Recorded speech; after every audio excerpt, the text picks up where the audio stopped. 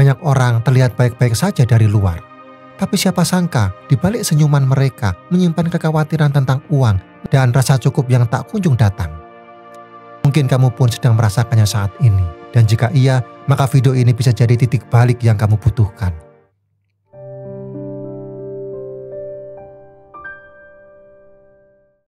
Di balik senyum banyak orang tersembunyi beban soal keuangan yang tak pernah mereka ungkap. Rasanya seperti mengejar sesuatu yang tidak pernah bisa digenggam, selalu ada yang kurang, selalu merasa belum cukup.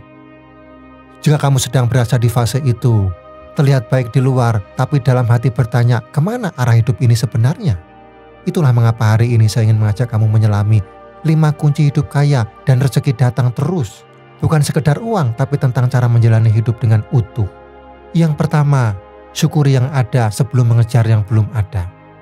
Dalam bukunya yang berjudul The Magic, Rhonda Byrne menulis, ketika kamu bersyukur atas hal-hal yang kamu miliki, bahkan hal kecil sekalipun, maka setiap aspek kehidupanmu akan berubah menjadi lebih baik. Kutipan ini bukan sekedar kata manis, ia adalah petunjuk hidup yang sering kita abaikan. Banyak orang menunda rasa cukup dengan harapan akan tiba suatu hari ketika semua impian tercapai. Padahal rasa cukup bukan hasil, tapi kebiasaan. Dan kebiasaan itu bisa dimulai hari ini. Bayangkan ini, setiap pagi kamu bangun, alih-alih langsung dicekik oleh to-do list atau kekhawatiran finansial, kamu memilih untuk mengucap syukur karena masih diberi napas. Lalu kamu lihat sekeliling, ada keluarga, ada makanan, ada tubuh yang masih kuat bekerja. Apakah itu bukan kekayaan? Saya mengenal seorang ibu yang hidup sangat sederhana. Uangnya tidak banyak, rumahnya sempit, tapi ketika ia bercerita, wajahnya tenang. Ia berkata, yang penting anak-anak bisa makan, sekolah, dan saya bisa masak tiap hari. Itu sudah cukup buat saya. Dan benar saja, meskipun penghasilannya pas-pasan, hidupnya selalu terasa ringan. Tetangga sering bilang, ajaib, rezeki ibu itu seperti tidak pernah putus. Syukur menciptakan ruang, dan ruang itu dibutuhkan rezeki untuk masuk.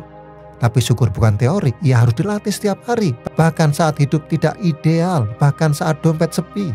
Sekarang saya ingin bertanya pada kamu, apakah kamu sudah cukup melatih syukur hari ini? Apakah kamu memberi ruang untuk rasa cukup sebelum meminta lebih dari hidup ini? Kita sering sibuk mengejar hal yang besar, padahal lupa bahwa keajaiban kadang hadir dari hal yang paling sederhana yang sudah ada di depan mata kita.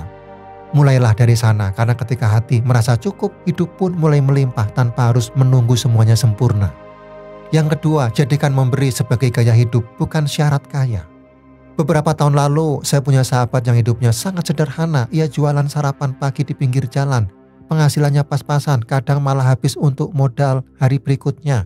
Tapi yang membuat saya kagum, setiap hari Jumat ia selalu siapkan 2 bungkus nasi lebih untuk dibagikan secara cuma-cuma. Katanya, ini bagian kecil dari doa saya yang ingin jadi orang bermanfaat. Waktu itu saya sempat bertanya, bagaimana mungkin seseorang yang hidupnya serba terbatas masih bisa terus memberi? Tapi ia hanya tersenyum dan bilang, kalau saya menunggu kaya dulu, mungkin selamanya saya tidak akan mulai. Saya tidak pernah lupa kalimat itu, karena sejak saat itu saya sadar memberi tidak menunggu kamu punya lebih. Memberi adalah pilihan sadar, bukan hadiah dari kelimpahan. Kata Khalil Gibran, kamu memberi sedikit ketika memberi dari hartamu, tapi jika kamu memberi dari dirimu sendiri, itulah pemberian yang sejati. Sekarang saya ingin bertanya pada kamu, seberapa sering kamu menunda kebaikan karena merasa belum cukup? Dan bagaimana jika justru dengan membuka tangan, hidup kamu jauh lebih lapang? Dan bagaimana jika justru dengan membuka tangan, hidup kamu jadi lebih lapang? Ingat, memberi adalah pintu dan kuncinya selalu ada di dalam dirimu sendiri. Yang ketiga, rawat pikiran positif tentang uang. Saya pernah membaca kisah Howard Schultz, pendiri Starbucks. Sebelum membangun jaringan kopi terbesar di dunia, ia tumbuh dalam keluarga miskin di perumahan kumuh Brooklyn, New York. Ayahnya sering kehilangan pekerjaan dan keluarga mereka tidak pernah benar-benar merasa aman secara finansial. Tapi yang menarik, Schultz tidak menyerap trauma itu sebagai batas. Ia tidak menyimpan kemiskinan di pikirannya. Justru dari situ ia belajar satu hal penting, uang bisa menjadi alat untuk menciptakan martabat dan kesempatan, bukan sekedar alat bertahan hidup. Ketika ia ingin membesarkan Starbucks, lebih dari 200 investor menolak idenya. Tapi ia tidak menyerah, karena yang ia rawat bukan hanya rencana bisnis, tapi keyakinan bahwa uang bisa tumbuh dari niat baik. Dan benar saja, saat ini Starbucks ada di lebih dari 80 negara, membuka lapangan kerja bagi ratusan ribu orang.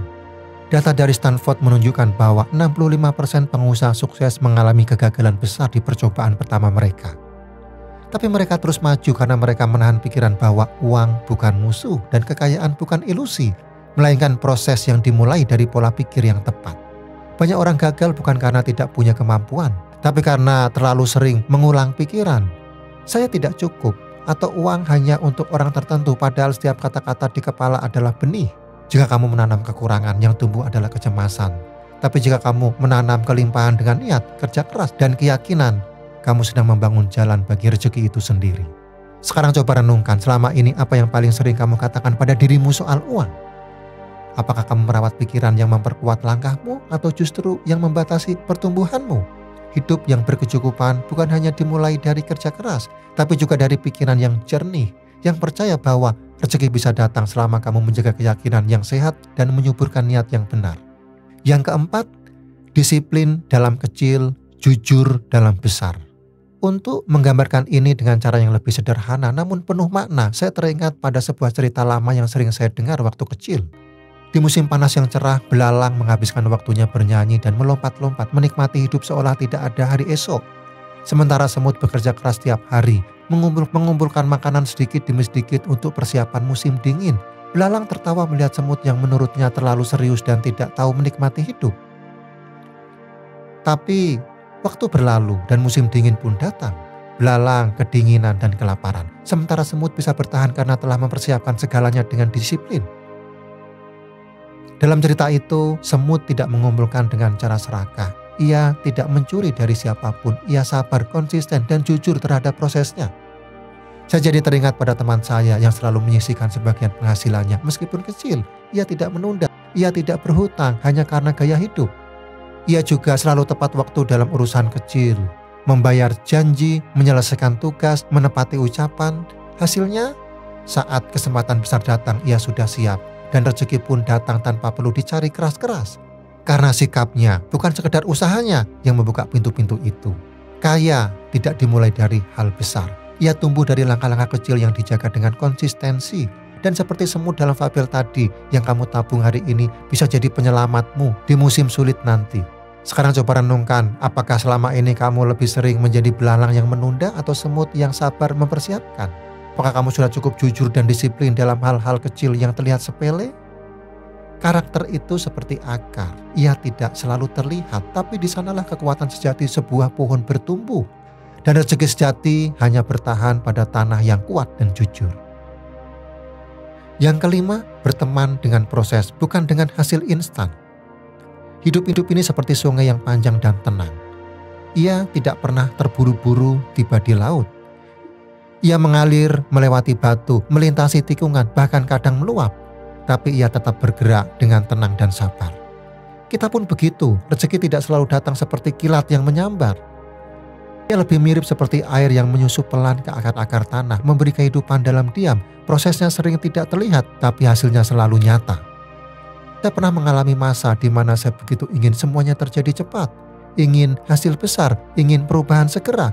Tapi semakin saya mendesak hidup, semakin jauh rasanya hasil itu. Sampai akhirnya saya belajar bahwa yang perlu saya lakukan bukan mempercepat waktu, tapi memperkuat langkah. Kamu mungkin sedang menanam sesuatu hari ini seperti usaha, doa, atau harapan. Tapi seperti pohon yang baik, ia tidak tumbuh hanya karena kamu ingin. Ia tumbuh karena kamu rawat. Kamu sabar dan kamu percaya bahwa akarnya sedang bekerja meskipun kamu belum melihat buahnya. Ada kutipan yang selalu saya ingat, bahkan matahari pun tidak mekar dalam satu hari, tapi ia tetap tertib setiap pagi tanpa gagal. Sekarang saya ingin bertanya kepadamu, apakah kamu sudah cukup sabar menjadi sungai dalam hidupmu sendiri? Atau justru sedang terburu-buru menuntut laut datang lebih cepat? Karena hidup bukan soal siapa yang sampai duluan, tapi siapa yang bisa tetap mengalir meski tidak selalu terlihat hasilnya hari ini. Rezeki bukan hanya tentang jumlah, ia adalah rasa cukup, arah hidup, dan ketenangan yang lahir dari hati yang sadar. Seperti yang pernah dikatakan Lao Tzu, orang yang tahu cukup dialah yang benar-benar kaya. Kalau video ini membuatmu melihat proses sebagai bagian penting dari rezeki, bantu sebarkan kepada orang-orang yang kamu sayangi. Klik tombol like, beri komentar yang jujur di hatimu, dan subscribe agar kita bisa terus belajar bersama.